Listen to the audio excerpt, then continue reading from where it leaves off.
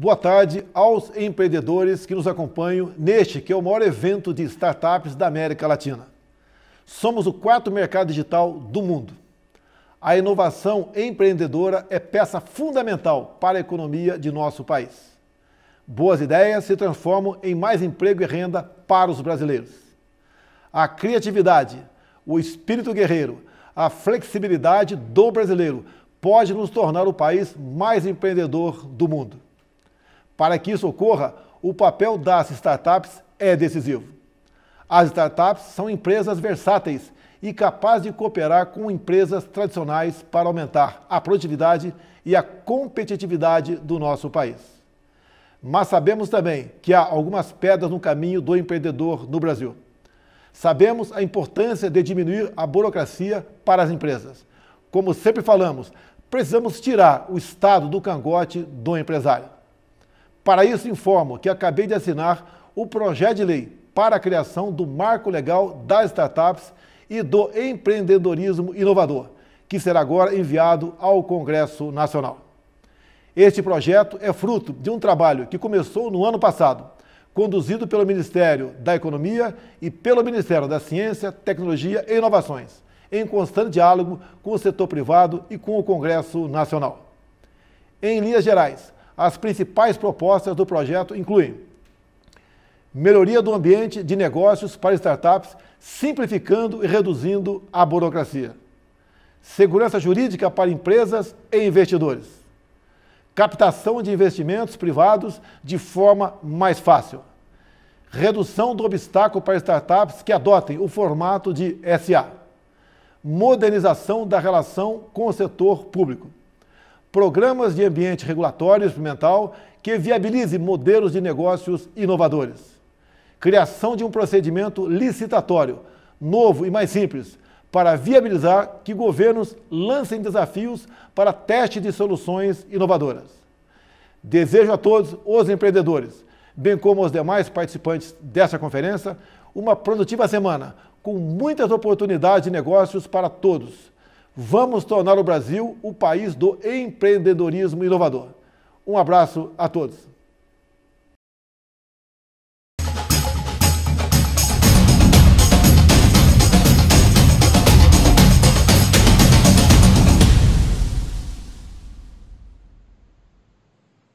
Fala pessoal, tudo bem? Sejam bem-vindos e bem-vindas a mais um conteúdo dessa edição fantástica do Case Startup Summit 2020.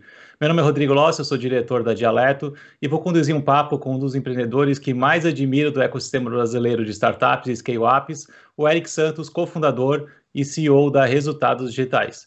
Eric, prazer estar contigo em mais um Case, mais um Startup Summit, né? Já és figura carimbada nas edições dos dois eventos. Prazer estar contigo. Prazer, Lócio, e a todo mundo que está assistindo.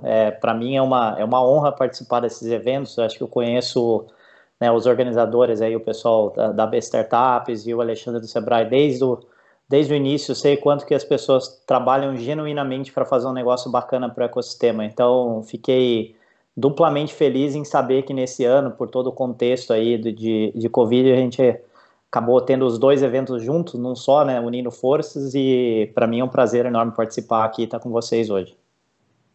Legal, Eric. Bom, eu tenho o privilégio, né, de acompanhar a tua jornada empreendedora há bastante tempo, e daqui a poucos meses, né, por 3, 4 meses, a gente tem a jornada da Resultados Digitais completando 10 anos e a jornada tua como cofundador e CEO da empresa também nesses 10 anos. Né? E não por acaso, eu acho que esses últimos 10 anos foram super importantes para o fortalecimento do ecossistema, tanto de startups quanto scale-ups brasileiro. Né? Eu queria que tu introduzisse um pouco falando do crescimento e da maturidade desse ambiente, na tua opinião, e o que mais você viu evoluir, o que tu acha ainda que precisa evoluir nessa visão do ecossistema? A gente pode começar brincando o que evoluiu, Lócio, porque eu vi uma foto minha de 2011, quando a gente começou a RD, eu acho que o tempo me maltratou aí nesses anos, né? Mas, brincadeiras à parte aí, a gente está falando hoje de um ecossistema completamente diferente de 2011, né? E quando nós começamos a RD, já era a minha segunda empresa, então eu tive uma vivência ainda no estágio ainda mais inicial, mas a diferença de, vamos dizer, de 2004, onde eu comecei o meu primeiro negócio, para 2010, ela não foi tão gritante comparado com a diferença de 2011 para cá. Então, hoje a gente tem todos os atores desse ecossistema, nós temos empreendedores muito bons, nós temos times, nós temos histórias de sucesso, temos investidores, temos advogados, contadores, sabe, mídia que entende isso. Então, e já tivemos cases muito legais, né? Isso é uma coisa importante porque quando você tem cases, histórias de empresas realmente bem-sucedidas e que até tiveram eventos de saída relevantes, ele volta e retroalimenta todo o ecossistema, né? Então, isso foi por muito tempo aí, talvez, o grande gap do ecossistema brasileiro, e isso começou a acontecer de uma forma até recorrente aí.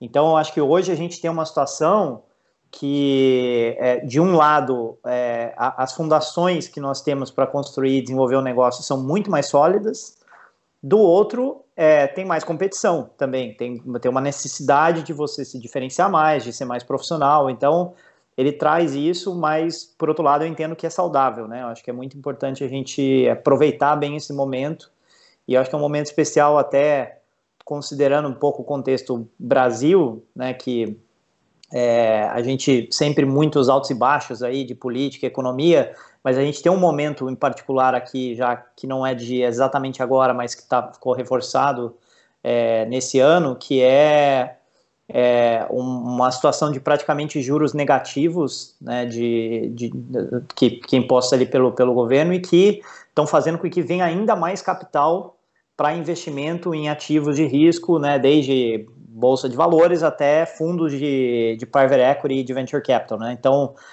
se a gente viu essa onda nesses primeiros 10 anos aí, eu entendo que essa onda vai ser ainda maior nos próximos.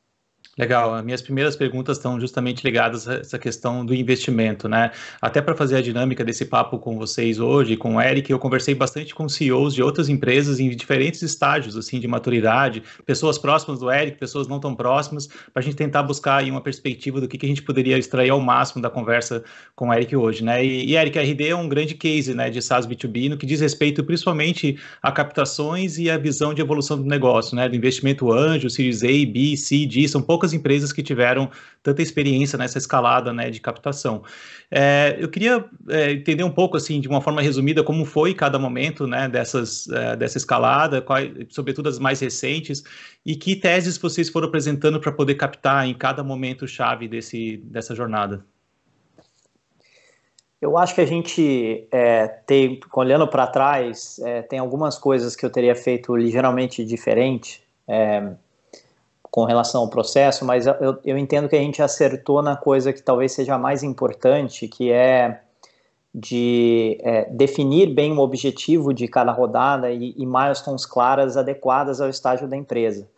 Então, a gente começou a RD e passamos aí os 2 primeiros anos no modo bootstrapping, eram recursos meus, né, que estavam colocados dentro da empresa, porque basicamente eu entendia que naquele momento a gente não tinha nada ainda, né? Não tinha nenhum conceito formado, então era errado, né, captar dinheiro. Aí a gente fez uma primeira captação, que foi uma rodada seed, até muitos chamariam de anjo hoje, que foi já no momento onde a gente tinha as primeiras evidências de que tinha... Eu não vou nem chamar de product market fit, eu vou chamar de problem solution fit, né? Quer dizer, alguém disposto a pagar por algo que a gente estava tentando resolver. E assim, a primeira rodada institucional, né, que nós levantamos com a DGF, liderando, foi uma rodada num momento onde esse processo ele já estava começando a dar sinais de repetitividade que a gente queria, de fato, começar a crescer. Assim foi o Series A, o objetivo do Series B já foi justamente crescer um modelo que estava funcionando, né? O Series C, ele veio, Series B foi a rodada que nós fizemos em 2015 com Redpoint Ventures e Astela. Aí o Series C, que já foi uma rodada liderada pelo fundo americano TPG, né? Entrou também Endeavor Catalyst nessa rodada, ele já tinha o objetivo de consolidar o que nós estávamos fazendo aqui de crescimento no Brasil, porém começar a explorar algumas avenidas novas de oportunidades, pensando muito mais no longo prazo, né? Então esse foi o objetivo do Series C. E o Series D, que foi o último que a gente levantou, que foi liderado pela Riverwood, né, e eu tenho até a felicidade de dizer que em todas as rodadas, todos os investidores fizeram follow-on, então enfim, continuam apostando na companhia. O objetivo do Series D, ele já está mais associado a fortalecer essas novas avenidas, né? Quer dizer, elas já deram os primeiros sinais, já deram os primeiros frutos, né? A gente brinca muitas vezes que são startups dentro da scale-up. Então, essas startups estão naquele estágio Series A, o objetivo foi justamente fortalecer isso, né? No caso, essa dinâmica de novos produtos, que a gente adquiriu uma empresa de CRM há 2 anos atrás, tem uma visão de plataforma muito grande, né? Então tem todo um investimento dedicado a isso, e o outro lado é a expansão internacional, que são essas duas avenidas novas de crescimento. E, obviamente, ainda muito investimento para crescer a operação no Brasil. Então, acho que essa foi a coisa que a gente acertou melhor.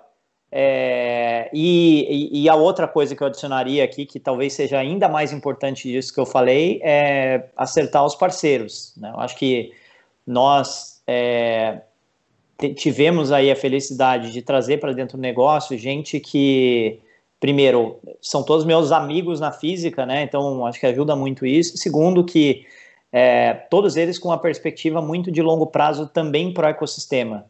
E isso faz com que, nessa relação investidor-investido, que é uma relação que o pessoal brinca que é pior que casamento, porque não dá para ter divórcio, né?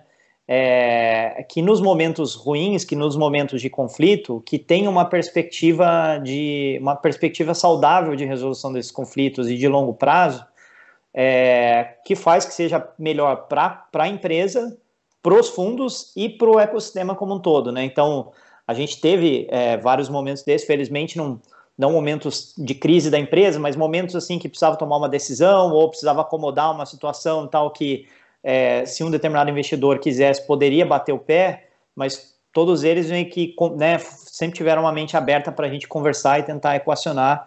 Então, essa é uma parte que eu entendo que foi muito importante, que é uma das principais recomendações que eu dou para empreendedores que estão nessa rota de venture capital. Porque as questões de valuation, termos, etc., são muito importantes, obviamente, mas falo com bastante convicção que não são mais importantes do que você acertar o objetivo de cada rodada, como eu falei, e acertar o parceiro. Essa questão de acertar o parceiro, certamente vocês tiveram alguns nãos de alguns VCs, assim, tem algum episódio que tu lembra, assim, dessa jornada, né, que no final um pipeline, quase se fosse um pipeline comercial, né, tu tem que estar prospectando, tem que estar ativando. Queria uma curiosidade se teve algum não nessa história e que particularmente tu estava bastante convicto que queria avançar.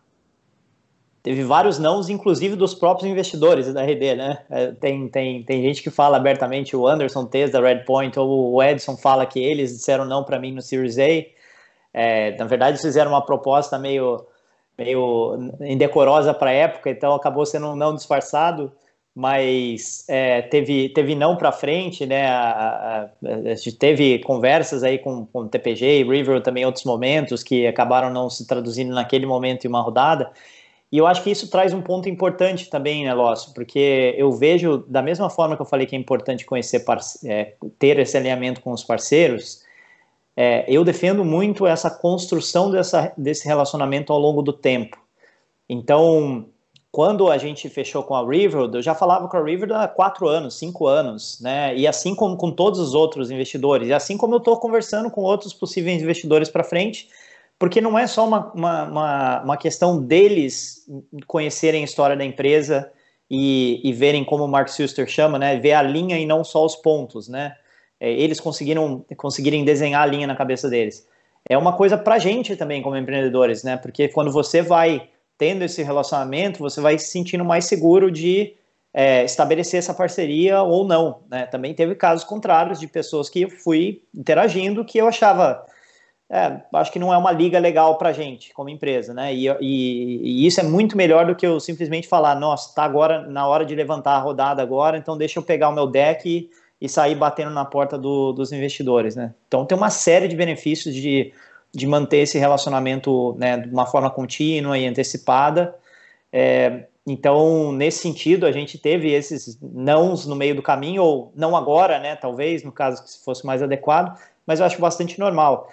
E E talvez uma das coisas que ajuda muito o empreendedor é ele realmente tomar um não genuíno, porque por mais que às vezes os investidores tenham uma perspectiva um pouco incompleta ou atravessada, eles de fato eles veem muitas coisas e eles têm um reconhecimento de padrões que a gente como empreendedor tem que respeitar e interpretar isso como feedback.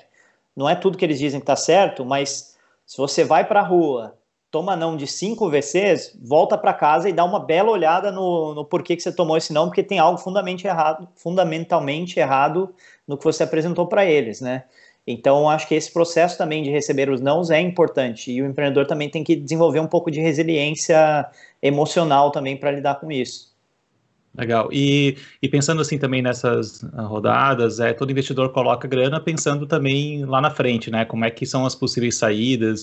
Queria que falasse um pouquinho sobre isso, assim, né? Se fala muito em IPO, está tendo um processo de aquecimento muito forte agora nesses últimos meses, eu diria, mais forte, olhando para a tecnologia, é uma coisa bastante incomum, a gente está vendo isso com bastante força agora. Também a RD está no mercado e que tem muitos players, né? Grandes, globais, players que consolidam esse mercado nesse stack de marketing, vendas e tal. Vocês chegaram a ter, ao longo dessa jornada, algumas propostas bem claras de aquisição, em alguns momentos, talvez, dessa pré-captação, pensando, talvez, em algum exit, mas que vocês decidiram seguir nessa visão de captação? Queria que tu falasse um pouco sobre essa questão do exit, né, de possíveis exits e também de como nesse relacionamento com os investidores ou possíveis parceiros para alianças mesmo. Então, esse ponto do exit, ele é um ponto que talvez seja o mais importante dos empreendedores, principalmente que estão entrando nessa trilha agora, de entender que esse é o jogo, né, que está sendo jogado. Eu acho que não é toda empresa que serve para Venture Capital e nem toda empresa que deveria perseguir Venture Capital, dependendo do que os founders estão buscando, né, e eu super respeito os founders, por exemplo, que decidem não ir por essa rota, né? Aliás, às vezes até inveja, né? Pessoal que tem essa liberdade de certa forma. Mas a partir do momento que você entrou nessa rota, esse é o caminho. Tem que crescer o negócio e vai ter que ter uma saída, né, para esses investidores. E essa saída, por muito tempo aqui no Brasil, não se discutia em tecnologia saída como potencial IPO. Só se falava como saída de venda para um estratégico. Então, eu sou cobrado, né, por devaneios sobre saída desde a primeira rodada da RD, a gente, quando olha, fala assim, bom, quem são os peixes maiores que gostariam disso aqui e que, né, poderiam ser interessados nesse ativo, né? Então, a gente é obrigado a olhar para isso. Mais do que isso, né? Acho que da mesma forma que eu falei como os investidores, também criar esses relacionamentos, porque uma compra de empresa também não, via de regra, também não acontece de uma hora para outra. Via de regra também é uma história que ela é construída com uma certa consistência ao longo do tempo. Então, eu tenho até alguns desses players, por exemplo, os nossos análogos americanos, que eu conheço mesmo de antes da RD, porque eu cheguei a tentar trazer para o Brasil, né? Esses players. Então, tem essa relação com eles e a gente continua conversando. Teve, ao longo da história da RD, teve sondagens que, inclusive, no meu entendimento, não evoluíram para a proposta, porque a gente também já, de cara, colocou que estava um pouco cedo. Teve propostas de investimento de players estratégicos também, de co-investimento. Essas aí, sim, propostas formais, mas a gente também decidiu não aceitar. E tem conversas normais, assim, conversas de mercado, né? Eu acho que também um pouco, talvez uma diferença grande do Brasil para os Estados Unidos nesse ecossistema é que nos Estados Unidos é mais comum você conversar com seus concorrentes. E aqui no Brasil o pessoal olha para o concorrente muitas vezes como um inimigo e cria um distanciamento que muitas vezes você precisa trocar figurinha, né? Entender, eu acho que um dá para aprender com o outro. E na dinâmica dos mercados que a gente atua, o maior concorrente geralmente é o nada, né? A pessoa não fazer nada, né? Então pega o nosso caso, automação de marketing. Eu tenho concorrentes nacionais, internacionais, mas o número de empresas que não está fazendo nada é muito maior do que a somatória de todas as empresas que têm algum tipo de solução. Então, eu geralmente olho nessa ótica. Mas sim, teve sondagens, mas o que aconteceu, que é diferente de quando a gente começou, é que, de fato, começaram a aparecer os casos das empresas brasileiras, tanto na bolsa local, quanto em Nasdaq e New York Stock Exchange, que era algo meio impensável há 5 anos atrás para uma empresa de tecnologia. E isso fez com que, para os empreendedores brasileiros que têm negócios, né, que são histórias com longevidade, que têm métricas boas, que crescem e tal, que isso, de fato, não só virasse uma possibilidade, como virasse talvez até o caminho mais atrativo, eu diria. Então, eu acho que hoje, pelo menos nesse cohort, né, nesse lote de empreendedores que a RD está aqui, são aquelas empresas que estão ali, Series C, Series D e tal, e eu converso com muitos desses empreendedores aí, muitos deles, inclusive, a gente participa junto de grupos como Endeavor, por exemplo. É bem interessante ver como todo mundo já olha o IPO como um caminho viável e talvez o mais provável até. E aí, o que isso significa? Vai se preparando para isso também, do ponto de vista interno, né? Governança, políticas diferentes, back-office, benchmarks que uma empresa tem que atingir. Então, isso eu acho que é muito legal para o ecossistema também, porque à medida que você olha e fala assim, bom, o meu parâmetro de saída é um IPO, você tem que ser uma empresa tão boa a ponto de ser uma daquelas empresas que vão e fazem IPO lá fora. E aí, esse parâmetro de comparação e essa barra sobe, e aí as empresas têm que subir e o mercado inteiro sobe com isso, né? Então, eu acho que é muito interessante o que está acontecendo nesse momento. Especificamente esse ano, abriu uma janela diferente no Brasil, tem a ver com aquela história do juro zero que eu falei aqui anteriormente. O que vai acontecer aqui no Brasil ainda não se sabe, né? Tem cases muito bons, você tem uma case recente de SaaS, que é o da Localweb, que foi um IPO muito bem sucedido e está com, né, um trading muito bom agora, está com um valuation muito bom, comparável a múltiplos de SaaS líderes americanos, mas ainda está um pouco cedo para dizer que, de fato, a Bolsa Brasileira vai ser um lugar legal para acomodar empresas de tecnologia, principalmente aquelas que têm um perfil de high growth e profitability ainda não tão à vista, né? Que é um pouco o que acontece com as empresas SaaS americanas, né? Então, vamos ver o que vai acontecer, mas eu acho que é uma notícia muito, muito positiva para o ecossistema brasileiro. Legal, excelente. Eu acho que outro ponto também que eu vejo conversando bastante com empreendedores assim, né, nos últimos anos, e principalmente quando tem uma experiência como a da RD, com várias rodadas de captação, uma preocupação do empreendedor com relação à diluição dele no negócio, assim, né? Foi uma dor para vocês? Em algum momento foi uma coisa que vocês se preocuparam com uma visão mais ativa? Eu queria entender um pouco na tua jornada aí enquanto CEO, cofundador, né? Como que vocês olharam para a visão da diluição dos empreendedores no negócio? Eu acho que todo empreendedor que olhar para trás vai falar, bom, eu poderia ter diluído menos, né? E sem dúvida é o caso da RD, né? Eu acho que se fosse fazer o processo de novo, provavelmente eu teria, né, alguns truques a mais aí no meu arsenal para poder diminuir um pouco a diluição. Mas isso não é uma coisa que me incomoda de forma nenhuma, porque primeiro, faz parte do jogo, né? Se a gente vai por essa rota, faz parte do jogo e tem certos parâmetros que são parâmetros de mercado que a gente tem que seguir, né? Não tem muito como fugir disso. Segundo, que eu acho que a discussão ela é muito maior, quer dizer, bom, tem aquele clichêzão de é melhor você ter um pedaço menor de um bolo muito maior ou de uma pizza muito maior do que quase todo bolo, mas um bolo pequenininho. Mas não é só isso, Lócio, porque os investidores, eles trazem uma série de os investidores e os investimentos, eles trazem uma série de outras vantagens que elas não batem lá no cap table, né? Tem toda uma questão de carimbo para o mercado, carimbo para as rodadas subsequentes, o próprio capital que a empresa consegue se desenvolver de uma forma que ela não conseguiria sozinha, né? Pelo menos não no tempo, num tempo um pouco mais curto. Questões de know-how também, né? Muitas coisas que a gente aprende com os nossos investidores, baseado nas experiências deles com outras empresas do portfólio, que a gente teria mais dificuldade de aprender sozinho.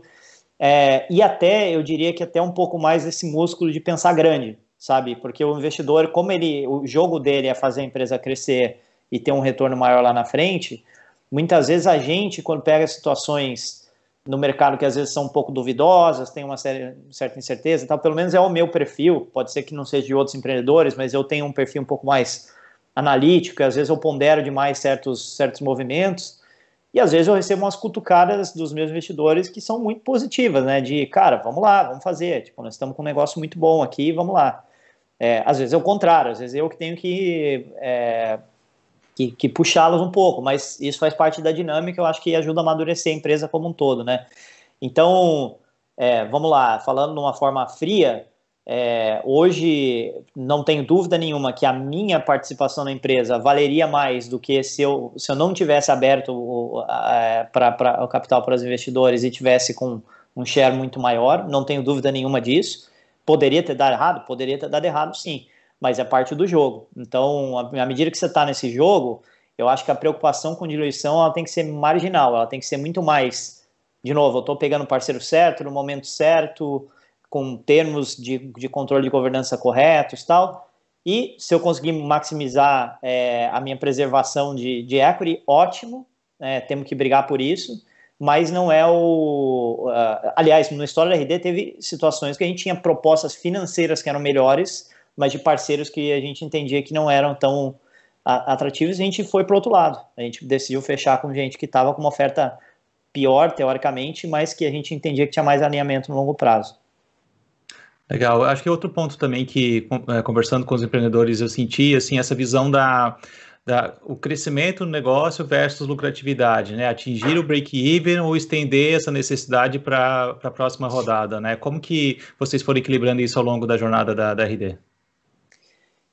Esse é um ponto muito interessante, porque eu quero ver o que vai acontecer no ecossistema brasileiro nos próximos anos, mas, de novo, também, via de regra, o empreendedor brasileiro ele tinha que operar com um cenário de que capital poderia não existir, né? Pode não existir. Então, o que acontece? Um empreendedor americano, geralmente ele vai lá e faz uma ideia de negócio, levanta a primeira rodada, dali para frente ele sempre vai, entre aspas, pedalando, né? Porque ele vai aumenta o burn e vai consumindo esse capital até um ponto que chega ali e fala, falta 6 a 9 meses para acabar meu dinheiro, deixa eu ir para o mercado para levantar a grana. E se ele estiver crescendo, se ele estiver com um negócio bom, é muito mais uma questão de preço, ele vai ter dinheiro. Isso não foi a realidade do Brasil por um bom tempo. Então, os empreendedores eram forçados a, mesmo quando levantavam capital, ter um nível de agressividade um pouco menor. Então, como é que a gente pensou sobre essa ótica para a RD? A gente pensou sobre uma linha, muito numa linha de eu levantei capital, eu tenho um plano para usar esse capital, até porque senão não faria sentido a diluição e levantar o dinheiro.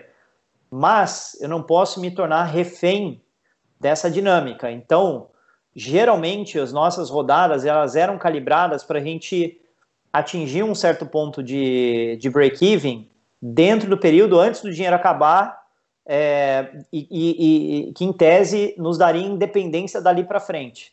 O que acontece é que a cada ponto desse a gente fez uma reavaliação e falou, não, a oportunidade continua muito grande, tem a oportunidade de aplicar mais recursos, vamos lá, para mais uma rodada. Então a gente fez isso, mas a gente sempre planejou, em outras palavras, poderia ter crescido até um pouco mais rápido, mas a gente sempre planejou para não precisar da rodada subsequente.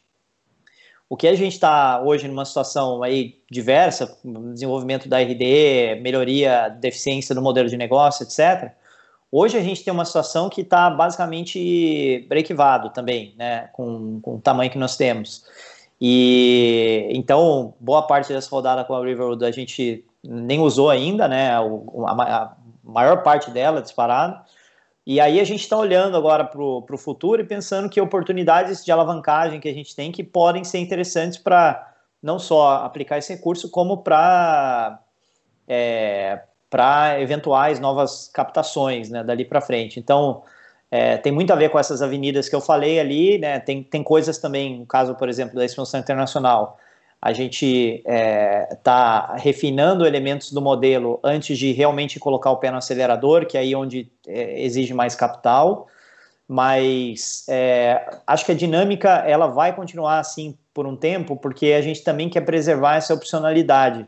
Talvez seja uma das diferenciações de uma empresa brasileira, mesmo pensando em eventualmente fazer um IPO lá fora, que é quando você olha as empresas brasileiras que fizeram IPO lá recentemente, todas elas não dependem desse capital, que é diferente do caso das empresas americanas. Então, tem hora que o investidor valoriza isso, tem hora que não valoriza, mas eu acho que é um debate interessante. Vamos ver o que acontece nos próximos anos aqui no Brasil, principalmente com o investidor brasileiro, estou falando investidor da Bolsa, né, que não está muito acostumado com esse perfil de empresa, que cresce muito, mas que consome muito capital também e não tem uma lucratividade tão à vista, né? Acho que essa discussão ficou mais importante ainda até com esse contexto, né, da pandemia, né, todos os fundos, inclusive americanos, recomendando a preservação do fluxo de caixa, cuidar um pouquinho mais dessa questão desse equilíbrio, né, de crescimento e investimento, né? Então, sabe que é um negócio interessante que o discurso em uníssono foi esse no começo da pandemia, mas o que está acontecendo exatamente agora, pelo menos no mercado de SaaS, é que os investidores, e eu estou falando mesmo lá nos Estados Unidos, eles estão identificando tech em geral, mas SaaS em particular, como um grande vencedor pós-Covid. Porque tem muitas empresas que, de fato, têm ferramentas que foram aceleradas pela pandemia, e mesmo as que não foram diretamente aceleradas, assim, né, como uma Zoom, por exemplo, que voou depois da pandemia, mesmo aquelas que não são diretamente aceleradas, acho que existe uma percepção dos investidores que a transformação digital e o plano dessas empresas ele vai acontecer, o que era para acontecer em 10 anos vai acontecer em 3, 4. Então, nesse exato momento, aquele pêndulo de crescimento e lucratividade, que sempre fica assim de um lado para o outro, no comecinho do Covid foi lá no medo mesmo, vamos todo mundo preservar a caixa, a gente não sabe quando é que vai ser isso e tal. Nesse exato momento já voltou de novo pro growth. Então, tanto é que pega os reports recentes aí, todas as correlações de valuation que eles fazem ali estão associadas muito mais a growth do que ao famoso Rule of 40 lá, que é o índice de eficiência de crescimento, né? Então é muito louco isso, sabe? Eu acho que a gente está num momento que o Covid não acabou, mas tech está sendo avaliado como um segmento que vai se beneficiar desse mundo pós-Covid. Então, por conta disso, os investidores estão colocando um premium nessas empresas aí de tecnologia. Legal, bem bacana. Bom, eu queria mudar um pouco agora o assunto. A gente falou bastante de investimentos por conta do perfil do case da RD, mas eu queria falar também de outra visão que a RD sempre foi muito reconhecida, que é a questão de pessoas, né? Sempre destacou, seja em práticas de GPTW, seja lá no início, né, tendo criado um código de cultura, enquanto pouco se discutia isso até no nosso ecossistema.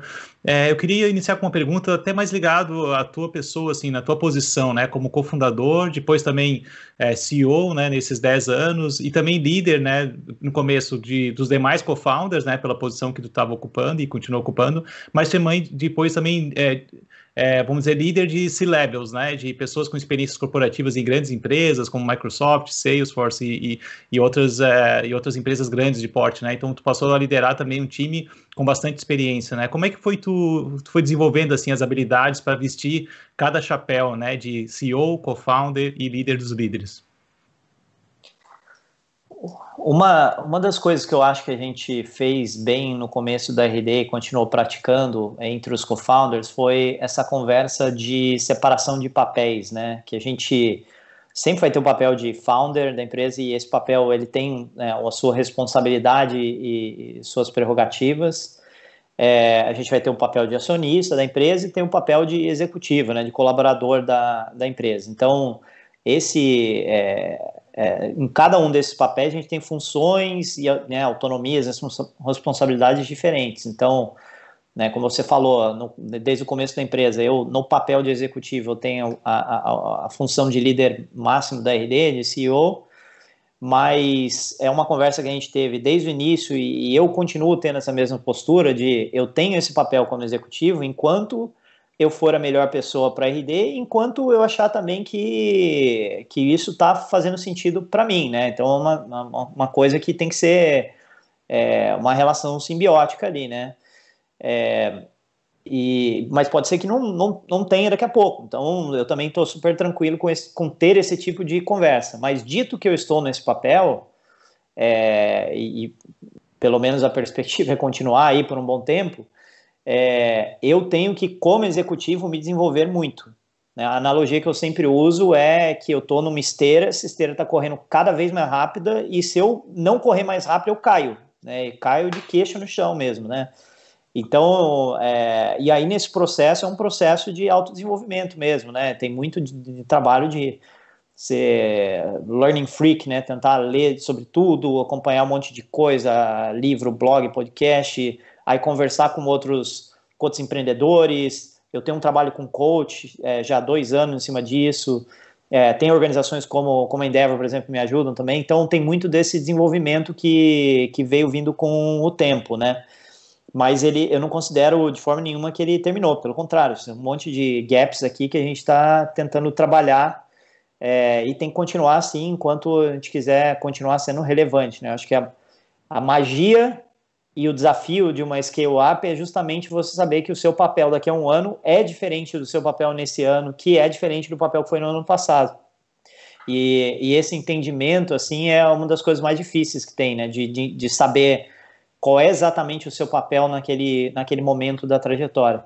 Então, hoje eu tenho um papel que eu entendo que é muito mais associado a definir e comunicar questões mais high level de estratégia, pessoas, e aí tanto o meu time direto, o time do meu time e cultura da empresa como um todo, né? Então, isso é cada vez mais um papel, uma responsabilidade minha. Execução, entregar resultado, e eu entrego o resultado via pessoas, então volta esse lado aí de pessoas também, né? Não tem nada que eu pegue no braço agora e consiga entregar sozinho, pelo contrário, eu atrapalho, né, se eu tiver essa perspectiva. E por fim, uma responsabilidade que é de CEO numa empresa como a nossa, de garantir que eu tenho o funding necessário para fazer os planos, né? Então, fundraising, olhar para essa estratégia como um todo é uma responsabilidade minha. Mas até eu tento me policiar bastante, porque cada vez que eu me envolvo em coisas que não estão nesses 4 baldes aí, provavelmente eu estou me envolvendo em uma coisa errada. E aí eu tento me policiar para tentar garantir que a gente tenha, né, os sistemas e tenha estrutura em volta para poder suportar isso e para a gente continuar escalando. Então é um desafio, né? Não considero que o jogo está ganho, mas acho que eu tenho conseguido lidar com esse desafio aí nesses anos. Legal, a gente está caminhando um pouco já para a etapa final. Eu tenho uma outra pergunta relacionada a pessoas que está muito relacionada ao momento, né? Eu gosto quando tu traz um pouco das referências, que as coisas estão mudando muito rápido pelo contexto da própria crise, da pandemia como um todo, né? Eu acho que um outro desafio que vários CEOs tiveram que enfrentar e gestores de pessoas tiveram que enfrentar nesse contexto, no primeiro momento ali, foram os downsizes, né? De redução de quadros e tal. A RD passou por um momento desse, né? Há 2 anos e nesse momento ela preservou essa perspectiva. Eu queria que tu falasse um pouco mais sobre como que a experiência passada ajudou um pouco nesse momento e certamente tu deve ter sido procurado por outros CEOs por conta dos desafios que vocês enfrentaram naquele momento, né? Teve alguma coisa que ajudou a experiência passada, no momento passado, que ajudou para o momento atual? Queria que tu falasse um pouquinho sobre isso. De fato, eu acabei falando com vários empreendedores que tiveram que passar por essa situação agora e dentro do possível eu aloquei todo o tempo que eu consegui para isso, porque é uma das coisas mais difíceis que o empreendedor faz, sabe? É difícil com todo mundo envolvido, mas também emocionalmente é muito complicado e é uma coisa que tem um efeito de médio e longo prazo na organização também. A organização demora para realmente absorver completamente aquilo, né? Então, como você falou, a gente teve que fazer esse movimento em 2018, se eu não me engano, né? Ou 2017, não lembro agora de cabeça, que foi um movimento que teve a ver com a mudança de modelo de negócio, de foco, naquela linha também de ganhar eficiência. A gente acabou fazendo isso e foi muito difícil, né? Teve muito aprendizado também de coisas sobre o próprio processo que a gente levou. E quando teve esse início do Covid aqui, foi uma discussão importante, inclusive com o conselho, que aí o aprendizado daquele momento lá, ele ele trouxe um quê extra para a gente, que foi o seguinte, ó, a gente sabe o quão duro é, por outro lado, sabe o quanto também, muitas vezes, é importante fazer em nome da preservação dos outros trabalhos e do futuro da empresa.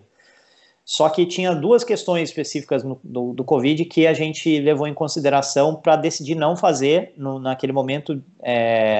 Primeiro, um próprio privilégio numa situação que a gente estava, que era a gente não tinha ainda tomado nenhuma porrada e tinha uma reserva justamente da última rodada. Então, a gente tinha uma capacidade de absorver alguma coisa, então não estava operando ali no limite que várias outras empresas, empreendedores não tiveram esse luxo. O segundo, aí olhando para a própria ótica das pessoas envolvidas, diferente de quando a gente fez o nosso layoff em 2018, que praticamente um mês depois estava quase todo mundo recolocado, a gente tinha essa sensação de que as pessoas que a gente eventualmente desligaria, se fizesse um movimento desse, teriam muito mais dificuldade de se recolocar, porque todas as outras empresas estavam pensando a mesma coisa. Então, a gente olhou a situação, tomou uma decisão de vamos comprar essa briga aqui agora e vamos fazer com o grau de visibilidade que a gente tem, essa é a decisão correta. A gente abriu isso para o time, comprou essa briga com o conselho também. No final, para nós foi uma decisão super boa, porque não só conseguimos fazer o movimento correto para o momento, como o impacto para a RD especificamente de Covid foi bem menor do que a gente imaginava, e agora a gente está com uma reaceleração, né? uma aceleração ainda mais forte do que estava antes da crise. Né? Então, foi o movimento correto, mas de forma nenhuma eu julgo quem fez, pelo contrário, todo o respeito, né? Tanto as pessoas que passaram por isso, que infelizmente várias delas, né, tiveram dificuldades ou estão tendo dificuldades aí, mas também os empreendedores, porque para quem está nesse call e não é empreendedor e não teve que passar por isso ainda, é difícil até entender o que é isso para a vida do empreendedor, né? O quão ruim é a gente que está acostumado ao contrário, né, a crescer, a contratar, a criar uma coisa grande, sabe, um movimento em volta da empresa, de você ter que fazer um processo desse. Então, enfim, a gente levou isso em consideração, felizmente foi o movimento correto,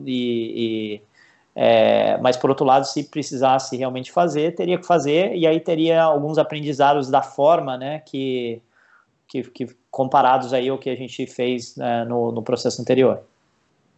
Perfeito, Eric. Bom, a gente está chegando ao fim, então, desse papo. Eu queria agradecer muito, Eric, a tua participação aqui em mais um Case Startup Summit, né? Agradecer também a organização do evento por estar aqui. Eric, deixa a tua palavra final aí para a nossa audiência. Bom, obrigado, Lócio. Obrigado a todos aí por me aguentar aí, né? Nos aguentar aí por uns 40 minutos. Acho que, de novo, reforçar que para mim é um prazer estar aqui. Fico super feliz de ver não só o evento crescer como ecossistema. Eu falo muito, e não é da boca para fora, que eu falo que essa geração de empreendedores de tech agora é muito melhor do que a nossa geração ajustada no tempo, né? Então, tô dividindo essa trincheira aí com vários empreendedores há muito tempo, e quando eu olho 10, 15 anos atrás, né, o quanto de informação, o quanto de preparação que a gente tinha é incomparável, o que só me deixa mais animado com o que vai acontecer nos próximos anos, né?